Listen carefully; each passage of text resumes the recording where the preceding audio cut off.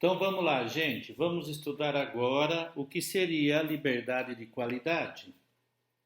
Podemos comparar a liberdade de qualidade com uma habilidade adquirida numa arte ou profissão. É a capacidade de realizar os nossos atos quando e como se quer, com trabalhos de alta qualidade, perfeitos na sua área. Desde o nascimento, recebemos a liberdade moral como um talento, a ser desenvolvido como uma semente, contendo o conhecimento da verdade e a inclinação para o bem e a felicidade, uma inclinação diversificada em função do que os antigos chamavam de semina virtutum, ou semente das virtudes. No início da vida, essa capacidade ainda é fraca, como é o caso de uma criança ou de um aprendiz. Devemos formar a nossa liberdade como a nossa personalidade, por uma educação apropriada, em que é possível distinguir 3 etapas principais de acordo com as idades da vida. Na infância, há o aprendizado das regras e normas de agir, durante o qual aprendemos com auxílio da família e dos professores, como ter uma vida disciplinada. Depois, a adolescência na vida moral, caracterizada pela independência progressiva, iniciativa pessoal crescente, guiada pelo próprio gosto, pela verdade e pelo bem, e reforçada pela experiência pessoal. Aparece então a idade da maturidade, quando as virtudes florescem como um talento nas artes.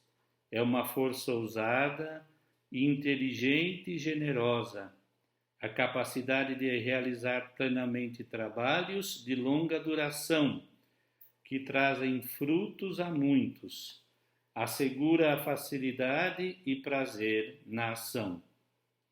Da liberdade de qualidade procede uma ciência moral que aborda diretamente a questão da felicidade e do bem absoluto, que a considera decisiva para a orientação da vida no seu todo e a formação das qualidades morais em particular. Essa ciência organiza-se sobre as bases das principais virtudes que fortalecem a liberdade e aperfeiçoam o agir, sem, contudo, negligenciar o exame dos defeitos opostos, dos vícios e dos pecados contrários. Ela completa-se pelo estudo da lei, na sua função educativa, numa obra que conjuga a sabedoria e o amor, e até a coerção às vezes necessárias na luta contra o mal. Essa concepção de liberdade abre-se facilmente ao encontro com a revelação cristã. A inclinação natural à verdade e ao bem é obra de Deus. Ele conforma o homem à semelhança da sua sabedoria e bondade, e como um mestre interior. Chama-o a uma participação maior na sua liberdade criativa. A nossa ligação com Deus é íntima, é de nascença. Ele toca a essência da nossa personalidade no desejo de felicidade e amor. Esse laço não limita a liberdade humana, mas fundamenta. Quanto mais o homem está aberto à ação de Deus, com um coração justo e sincero, tanto mais pode ver a própria liberdade interior crescer, como ensina Paulo. Dessa forma, podemos reconhecer na narrativa da Escritura a ação libertadora de Deus em prol do seu povo e a do Espírito Santo na colaboração de todos os crentes. Uma colaboração próxima entre a graça e a liberdade. Pode ser estabelecida acima e além dos inevitáveis debates sobre o pecado. E continua, vou ler porque é muito lindo, você vai lendo, já depois não precisa ler o livro, né? Só consultar aquilo, porque depois eu vou deixar um estudo dirigido, um resumo a ser feito, um esquema. O advento da revelação divina ocasionou uma profunda transformação na doutrina das virtudes. A primeira fonte da excelência moral não está mais localizada no homem, mas em Deus por Cristo. Essa transformação é evidente na doutrina das virtudes morais infusas, que não são adquiridas por esforços humanos isoladas, mas implantadas no coração, no homem, pelo Espírito Santo. De qualquer modo, embora divinas, essas virtudes não são por isso menos pessoais.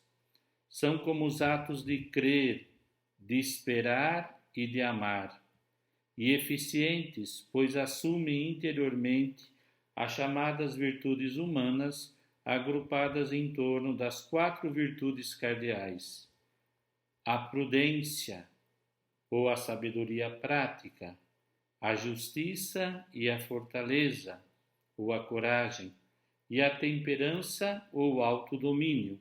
Assim, no contexto de uma educação gradual, guiada pela luz do Evangelho, pode desenvolver-se entre Deus e o homem uma cooperação ativa, cujos princípios são a fé e o amor, em que o Espírito Santo intervém com seus dons como um mestre e artesão.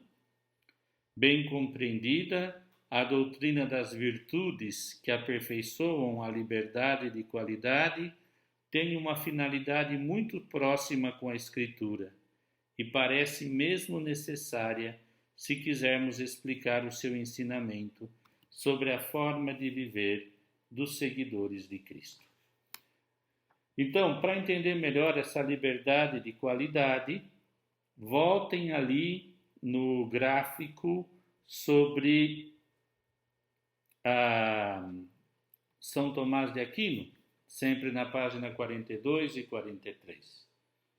Então ele passa sobre a felicidade e o bem último, a ação voluntária, as paixões, as virtudes, os hábitos, os dons do Espírito Santo, as beatitudes, as bem-aventuranças, os frutos do Espírito Santo. Ou seja, uma vida no Espírito que tem leis de crescimento, mas parte sempre da questão do dado original, o homem criado à imagem e semelhança de Deus, para ser feliz em Deus e com Deus. Depois vai falar da lei e depois vai falar das virtudes. Diz assim, lá, né? Nós já temos que voltar a ler isso. Cada virtude, na suma, é estudada em conjunção com um dom correspondente do Espírito Santo, os pecados que lhe são opostos e os preceitos dos 10 mandamentos que as concernem, bem como quaisquer virtudes que lhe possam ser anexas. A virtude da fé com os dons da inteligência e ciência, a esperança com o dom do temor, a caridade com o dom da sabedoria, a prudência com o dom do conselho, a justiça com a virtude da religião ou dom da piedade, a fortaleza com o dom da fortaleza, a temperança com a castidade e o dom do temor. Eu acho que isso já dá para a gente notar o que é próprio da moral da liberdade de qualidade. Gera uma qualidade, gera uma excelência, um modo de ser melhor e, consequentemente, feliz. E agora nós vamos entrar, então, na questão da liberdade de indiferença, tá bom? Nesse sentido aqui, vou ler de novo e depois nós finalizamos. Meu intuito é nessa aula que vocês possam ver o problema entre liberdade e felicidade, concretamente entender a diferença entre liberdade de qualidade e liberdade de indiferença. Na próxima aula, nós vamos ver como o autor tenta situar, resolver essa situação, como conjugar a questão da felicidade, do prazer, etc. e tal, tá bom? O estudo é árduo, mas é bonito, traz sempre coisas novas para nós. E aqui diz: como a liberdade de indiferença gera moralidades de obrigação.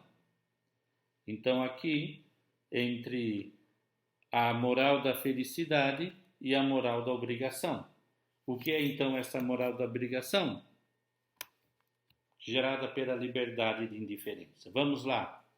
Ao passar para a liberdade da indiferença, vemos nascer um novo universo moral instalado entre duas liberdades que se confrontam: a liberdade do homem e a liberdade de Deus. Não há vínculos naturais entre as duas, porque a natureza está agora subordinada à liberdade. A natureza estabelece apenas um relacionamento exterior caracterizado por suas diferenças. A onipotência do Criador dá a ele total poder sobre o homem, que ele exerce especialmente por meio da lei moral. A lei moral expressa a vontade divina, que é perfeitamente livre e soberana, e limita a liberdade humana, prescrevendo ou proibindo certos atos com a força da obrigação. A lei é a fonte da moralidade. De fato, o ato humano, uma vez que nasce de uma escolha entre contrários, é por natureza indiferente. Torna-se moralmente bom ou mal na medida que se conforma ou não à obrigação legal. A própria lei depende inteiramente de Deus. Deus poderia, em princípio, por meio de um exercício de vontade, modificar quaisquer preceitos legais. Ockham levou essa visão até o seu extremo lógico. Sem hesitar, afirmou que se Deus ordenasse alguém a odiá-lo, neste caso, o próprio ódio tornar-se-ia bom. Por ser um ato de obediência à vontade do Criador, seria impossível expressar mais claramente a visão de que a obediência à lei tem prioridade sobre o amor. Com o nominalismo, testemunhamos a formação da primeira moral da obrigação. A vida moral será daí por diante circunscrita pelas obrigações. O desejo de felicidade será sistematicamente posto de lado. Qual é concretamente a lei moral segundo essa visão? O que é a lei moral segundo a visão da moral da obrigação, a liberdade de indiferença? Nós a encontramos, em primeiro lugar, nas Escrituras inspiradas por Deus, especialmente nos 10 Mandamentos, entendidos como um código de obrigações morais e nas conclusões que se pode chegar a partir deles. Os preceitos morais são, em princípio, subordinados ao livre-arbítrio divino e ao seu poder absoluto. Ainda assim, retém a sua permanência e validade dentro do que Ockham denominou de curso ordinário das coisas, determinado pelo poder ordenado por Deus. Isso permite ao moralista continuar empregando a expressão lei natural para descrever a lei moral. Nessa concepção, a vontade divina é evidente para nós pela ação reta, sob a forma de imperativos morais. Todo mundo sabe, por experiência, que a razão impõe ou proíbe certas condutas. Mais precisamente, a razão nos revela tais imperativos, mas não nos fornece razões para eles, porque não há outras razões que a própria pura vontade divina. Portanto, devemos obedecer tais preceitos simplesmente porque eles são ordenados e por causa de algum motivo, como utilidade ou prazer que proporcionam. Essa visão já chega bem perto de expressar o imperativo categórico de Kant.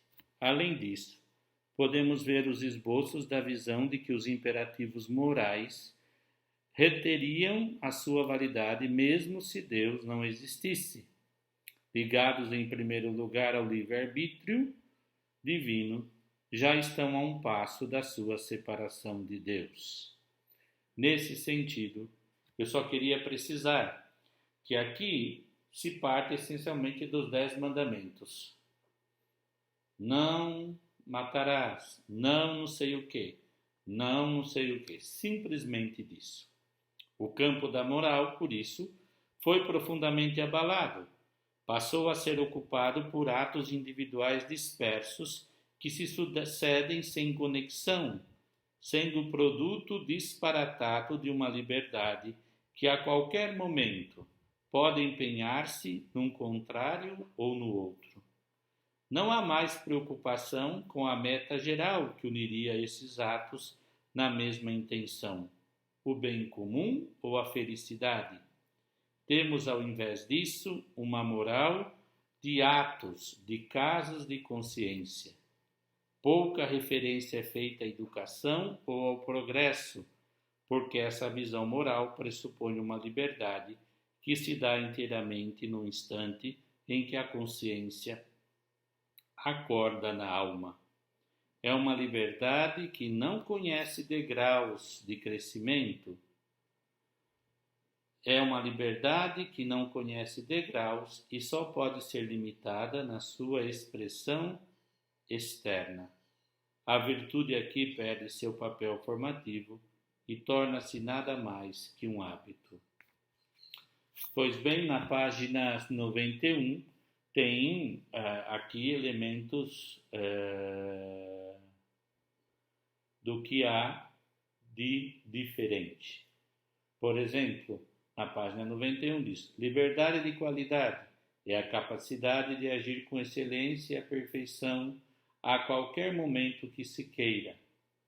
Liberdade de diferença é a liberdade de escolher entre contrários. Se na liberdade de qualidade procede da razão e da vontade, da inclinação natural pela verdade, bondade e felicidade, precede e domina toda a inclinação natural. Já na liberdade de diferença, não procede da razão e da vontade, precede antes e domina toda a inclinação natural. Procede apenas da vontade em sua indiferença a contrários. Pois bem, essas são as indicações. Nessa aula de hoje, recapitulando, nós entramos no divórcio entre o conceito de felicidade e a moral e vimos que o problema está em a compreensão. Até o século XIV, compreendíamos de uma forma, dentro daquele composto que eu acabei de apresentar da Suma de São Tomás. O nominalismo de Ockham parte de que nada disso é importante. E Pedro Lombardo vai dizer, o livre-arbítrio é a faculdade da razão e da vontade pela qual escolhemos o bem com a assistência da graça ou o mal sem essa assistência. Isso dá uma revolução doida, porque São Tomás, na Suma, vai explicar numa outra visão, não é? Que está aqui, que é a capacidade de escolher bens, o bem, não é? muda-se totalmente. Não está mais baseada na a felicidade e na virtude, e está apenas na obrigação de obedecer. Bom, guardem essa palavra. Nós estamos procurando entender onde se deu este divórcio, e para isso temos que entender duas formas de conceber a liberdade de qualidade e a liberdade de indiferença. Bom, termina aqui o meu vídeo. No mudo, vocês vão receber outras informações de como proceder para estudar, sintetizar isso que foi lido, falado.